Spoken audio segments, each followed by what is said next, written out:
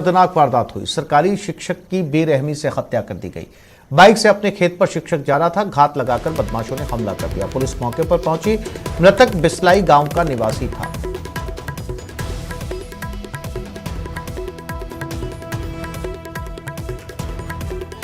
ओम प्रकाश संवाददाता कोटा हमारे साथ जुड़ गए हैं। ओम प्रकाश, क्या वजह रही इस हमले की?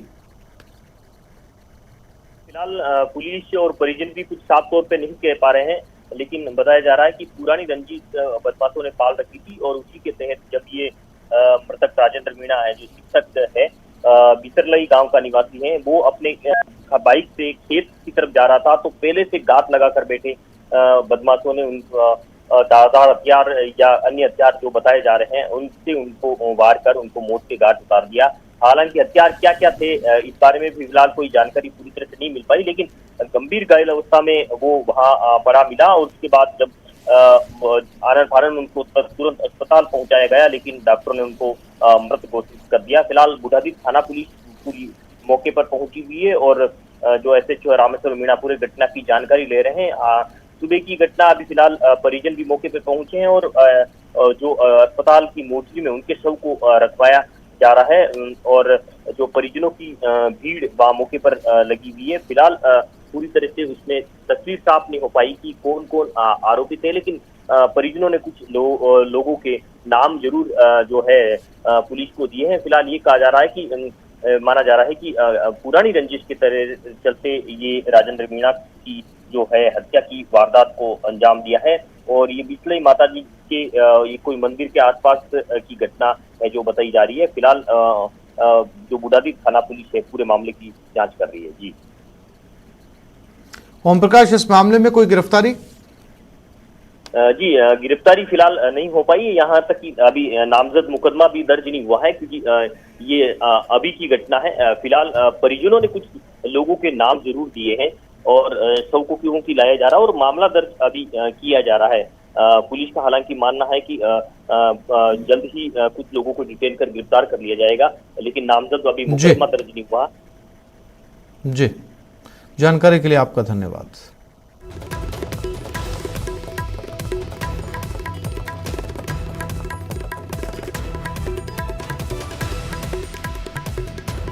कोविड स्वास्थ्य सहायकों का आंदोलन जारी है। शहीद स्मारक पर धरने का 86वां दिन, आज भूख हड़ताल का दूसरा दिन। संविदा कैडर में शामिल किए जाने की मांग है। एक और स्वास्थ्य सहायिका की तबीयत बिगड़ गई, स्वास्थ्य सहायिका को अस्पताल भेजा गया। कुल 2 स्वास्थ्य सहायिका की तबीयत अब तक बिगड़ चुकी है।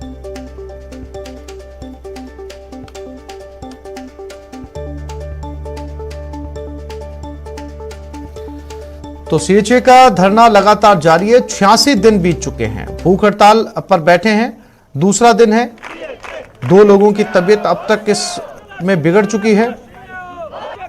और सौरभ गृहस्थी हमारे साथ जुड़ गए, उनके पास चलते हैं। सौरभ, 86 दिन बीत चुके हैं, कोई रास्ता नजर नहीं आता, ना प्रशासन की तरफ से कोई बातचीत की पहल, ना सरकार की तरफ से किसी तरीके का कोई आश्वासन। आगे का रोड मैप क्या?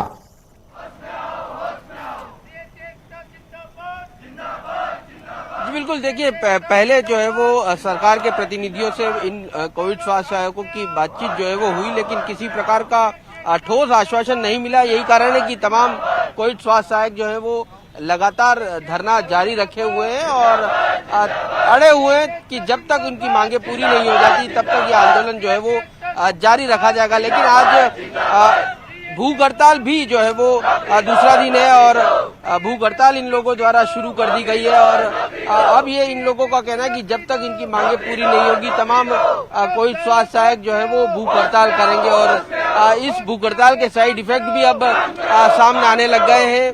2 कोविड स्वास्थ्य सहायिकाओं की तबीयत जो है वो आज बिगड़ी है और उन्हें अस्पताल जो है वो भिजवाया गया है। तो इन लोगों का जो जिस प्रकार की मांग है संविदा कैडर में शामिल करने की, उसको पर जो है वो तमाम तरह से ये अड़े हुए हैं और इनका साफ तौर पर यही कहना है कि मांग जब तक पूरी नहीं हो जाती तब तक ये जो है वो आंदोलन जारी रखेंगे। तो यहाँ पर अब भूख हड़ताल जो है वो लगातार जारी है और क्या किस प्रकार से इनकी रणनीति अब रहने वाली है, इनके नेता हैं उनसे बात कर लेते हैं। मोहन, भूख हड़ताल की जा रही है और 2 स्वास्थ्य सहायकों की तबीयत बिगड़ रही है। 86 दिन हो गए शहीद स्मारक पे रुके हुए हैं। आज कल से जो साथी भूख हड़ताल पे बैठे थे, हमारे 51 साथी, उसमें से 3 साथियों की तबीयत खराब हो गई। 3 साथियों को एसएमएस हॉस्पिटल में एडमिट करवाया गया। प्रशासन की तरफ से एम्बुलेंस की व्यवस्था नहीं, खुद अपने साथियों ने यहाँ से उठा के रोड पे जाके खुद ने ऑटो रिक्शा करके एम्बुलेंस की व्यवस्था खुद करके और एसएमएस अस्पताल में भर्ती करवाया गया। फिर भी प्रशासन की तरफ से, सरकार की तरफ से अभी तक कोई सकारात्मक निर्णय नहीं है। न सरकार वार्ता करना चाहती, न साथियों के लिए किसी प्रकार की कोई सुविधा यहाँ पे है। तबियत बिगड़ गई तो राज्य सरकार खुद, गहलोत सरकार की जिम्मेदारी होगी। मैं राज्य सरकार से अपील करना चाहता हूँ, इन साथियों की मांगों को जल्द से जल्द पूरा किया जाए, अन्यथा ये साथी उग्र आंदोलन की तरफ अग्रसर होंगे अगर हमारी मांगे जल्द से जल्द पूरी नहीं आप लोगों की वार्ता हुई थी और कुछ आश्वासन भी आप लोगों को दिए गए थे, फिर क्यों आप लोग अड़े हुए हैं आंदोलन पे को जारी रखने में? आश्वासन जब भी वार्ता हुई उसमें आश्वासन के सिवाय सरकार की तरफ से कुछ भी नहीं हुई। स्पष्ट वार्ता अभी तक नहीं हुई। जिस प्रकार से धर्मेंद्र राठौड़ जी से वार्ता हुई कि एक बार सभी साथियों को हम रोजगार देंगे, उसके बाद में 8,000 9,000 साथियों को हम कैडर में लेंगे। पहले मांग ये थी कि सभी साथियों को रोजगार दे और उसके बाद में 8,000 9,000 साथियों को कैडर मिले। परंतु दोबारा जब वार्ता हुई धर्मेंद्र राठौड़ से, उन्होंने ये कहा कि हम एक बार सभी को रोजगार नहीं दे सकते, हम सिर्फ और सिर्फ 8,000 या 9,000 साथियों को पहले रोजगार देंगे। तो हमारी मांग ये है, पहले सभी साथियों को एक बार नियमित रोजगार के ऊपर बहाली करें उन सभी साथियों को, और बाद में आपकी जो प्रक्रिया उसको 2 या 3 माह में पूर्ण करें। कब तक या, क्योंकि अब तो किसी प्रकार की वार्ता हो नहीं रही, अब कब तक बैठे रहेंगे? और क्योंकि अब तबीयत बिगड़ रही है, ऐसे में दिक्कतें हो सकती है आप तमाम साथियों के लिए। आपके जिस प्रकार कोरोना के अंदर हमने सेवाएं दी है और 86 दिन पे हम यहाँ रुके हुए हैं, तो ऐसा तो है नहीं कि जब 86 दिन यहाँ रुक गए तो बिना नौकरी के तो यहाँ से जाएंगे नहीं, चाहे कुछ भी हो। पहले भी हमारे साथी जब इतनी तपती धूप के अंदर जब लोग घरों से बाहर नहीं निकल रहे थे, तभी भी हम यहाँ बैठे थे। भारी बरसात भी होगी तभी भी हम यहाँ रुके रहेंगे जब तक हमारी मांगे पूर्ण नहीं हो जाती। तो आसिफ, आपने सुना कि जब तक मांगे पूरी नहीं होती तब तक ये आंदोलन जो है वो जारी रखने की बात तमाम कोविड स्वास्थ्य सहायक जो है वो यहाँ पर कर रहे हैं। हालांकि ये बात अलग है कि जिस प्रकार की भीड़ शुरुआती दिनों में देखने को मिल रही थी, वो भीड़ अब यहाँ पर नजर नहीं आ रही। कम जो संख्या है वो कोविड स्वास्थ्य सहायकों की हुई है, लेकिन उसके बावजूद अब भी लगातार स्वास्थ्य सहायक जुटे हुए हैं, अपनी मांगों को पूरी करने पर अड़े हुए हैं। लेकिन ये बात भी देखनी जरूरी है, क्योंकि जिस प्रकार से भूख हड़ताल अब इन लोगों ने शुरू की है, ऐसे में इनकी तबीयत भी जो है वो बिगड़ रही है। ऐसे में किसी भी प्रकार से ये आंदोलन खत्म हो, उस दिशा में दोनों ही पक्षों को आगे आना चाहिए। जी सौरभ, लेकिन मुश्किल ये है कि कोई रास्ता निकलता हुआ नजर नहीं आ रहा। जैसा कि सीएचए कह रहे हैं कि इन्हें लगातार आश्वासन मिल रहा है, 86 दिन बीत चुके हैं, काफी लंबा समय होता है। उसके बावजूद ये कह रहे हैं कि चाहे कुछ भी हो जाए हम डटे रहेंगे। तो दोनों तरफ से ही जो है वो एक तरह से जो है वो ठहराव देखा जा रहा है। तो इस ठहराव का नतीजा जो है वो कहीं नजर नहीं आता। सौरभ,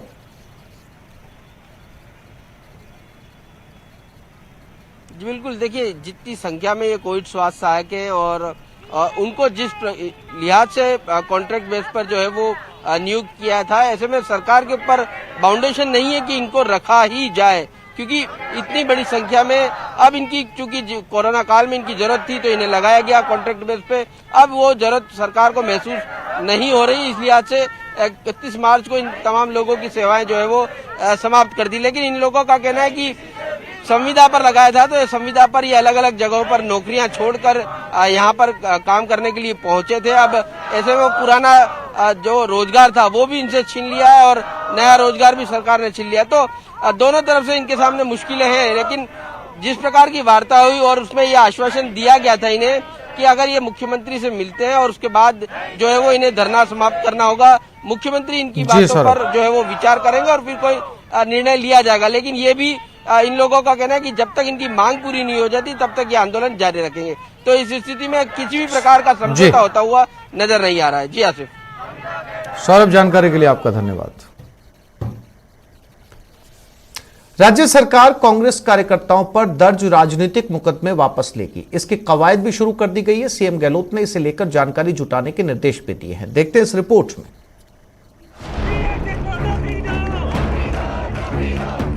सियासत में सियासी रार सड़क से सदन तक आम है। सत्ता पक्ष के खिलाफ बात बात पर विपक्ष का उबाल भी आम है। लेकिन विपक्ष का विरोध जब दहलीज पार कर जाए तो मामला कोर्ट कचहरी के फेर में फंस जाए। मगर जब सरकार बदलती है तो ऐसे मुकदमों से छुटकारे की उम्मीद भी जगती है। अब गहलोत सरकार भी बीजेपी राज में कांग्रेस कार्यकर्ताओं पर दर्ज केसों की वापसी की कवायद में जुट गई है और पीसीसी चीफ डोटासरा को इसमें कोई बुराई भी नहीं लगती।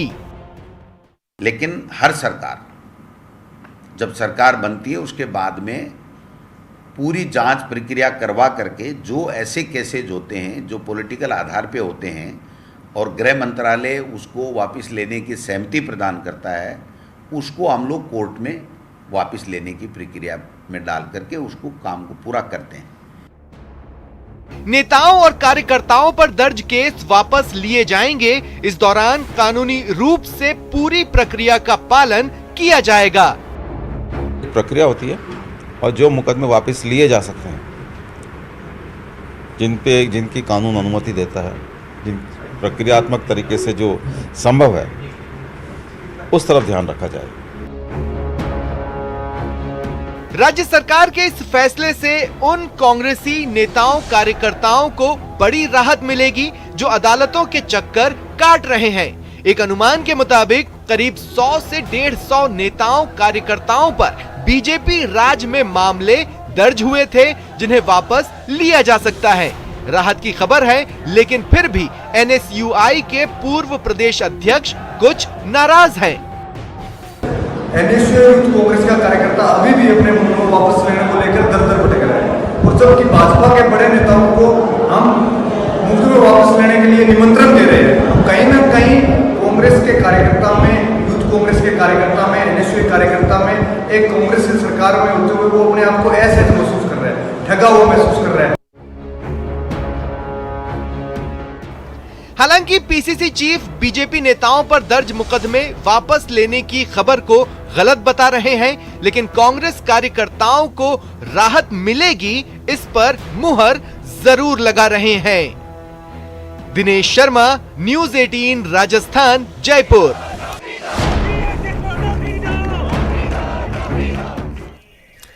राजस्थान के बड़े और मझले बांधों की ताजा रिपोर्ट में खुलासा हुआ है कि प्रदेश के ज्यादातर बांधों के हालात चिंताजनक हैं। बांधों में पानी लगातार घट रहा है। चिंताजनक बात यह है कि प्रदेश में 67% बांधों में 20% से भी कम पानी बचा है। प्रदेश के कुल 278 बांधों में से इसकी तादाद 186 है। इन बांधों से सिंचाई से लेकर जलापूर्ति का संकट पैदा होने वाला है। अगर मानसून की जल्दी मेहरबानी के बाद पानी आवक शुरू न हुई तो हालात बहुत मुश्किल होने वाले हैं।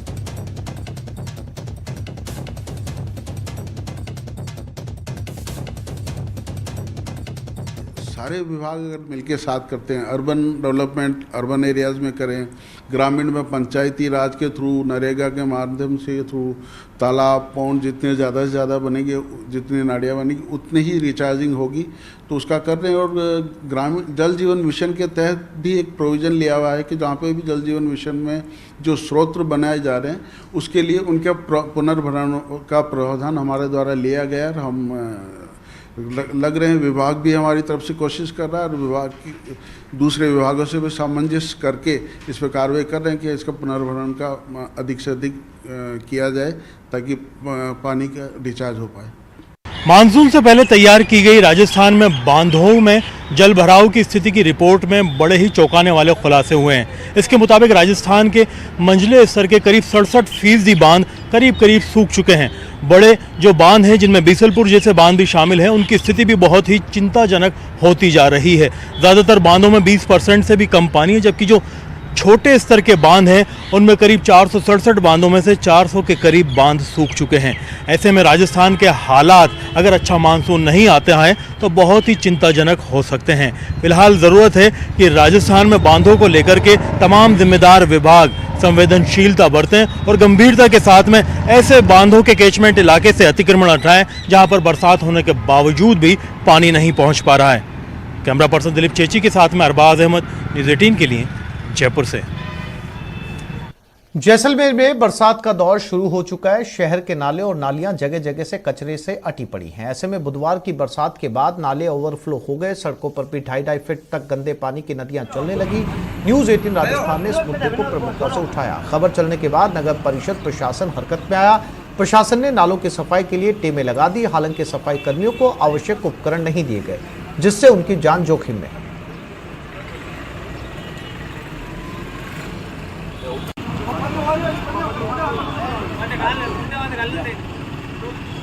मानसून की बारिश के बाद अब नगर परिषद की आंखें खुली है और सफाई की जा रही है, लेकिन उस सफाई में भी कहीं ना कहीं लापरवाही साफ देखने को मिल रही है। जब हमारी टीम यहाँ पहुंची और पूछा तो सिर्फ 2 हेलमेट और कुछ जूते आए हैं। बाकी वहां देखिए एक कर्मचारी जो है वो अभी भी बिना ग्लव्स के, बिना मास्क के, बिना जूतों के और बिना किसी सुरक्षा इंतजाम के अपनी जान जोखिम में डालकर इस स्वर्ण नगरी की सफाई कार्य से सुनहरा बनाने का प्रयास कर रहा है। कहीं ना कहीं ये लापरवाही साफ नजर आती है कि किस तरह से नगर परिषद की उदासीनता है। देखिए ये व्यक्ति पानी में उतरा है, लेकिन अभी भी हाथ में ग्लव्स नहीं पहने इस व्यक्ति ने, क्योंकि ग्लव्स है ही नहीं तो पहनेंगे कहां से, और अगर है तो कहां है। कहीं ना कहीं ये बड़े सवाल खड़े करते हैं। हमारे साथ यहाँ पर कुछ अधिकारी मौजूद है। जब हम वहाँ पहुंचे और उन्हें बताया तो उन्होंने जरूर कुछ खाना पूर्ति के ग्लव्स मंगवा लिए हैं। मैडम, किस तरह से सफाई अभियान चल रहा है? कहीं ना कहीं इनकी जान जोखिम है, ना तो ग्लव्स है ना ही हेलमेट है। इनको सेफ्टी गियर्स जो है संवेदक की जिम्मेदारी है, वो सारे सेफ्टी गियर्स संवेदक को इनको उपलब्ध कराने होते हैं।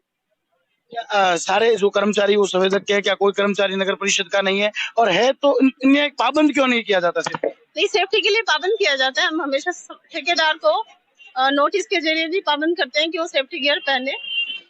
अभी जो है ये सेफ्टी गियर, जब मैंने आपसे सवाल पूछा तो ही क्यों मंगवाए गए, पहले क्यों नहीं कहा गया, पहले क्यों नहीं मंगवाए गए? नहीं, पाबंद किया हुआ है, अपने पास सेफ्टी गियर्स हैं भी, उपलब्ध भी हैं। तो इनकी जान अभी भी जोखिम में है, कहीं ना ग्लव्स है। ये तस्वीरें जो है वो साफ बयां कर रही हैं। इसको लेकर क्या कुछ कहेंगे? ये क्योंकि नाला जो है इतना मतलब गहरा नहीं है, थोड़ा ऊपर ही है ये नाला, तो इसमें ऐसी कोई सेफ्टी वाला इशू नहीं है। वही मुख्य सड़क है जहां से पर्यटकों की जैसलमेर शहर में एंट्री होती है। गड़ीसर से लेकर हनुमान सर्किल तक का ये दृश्य है।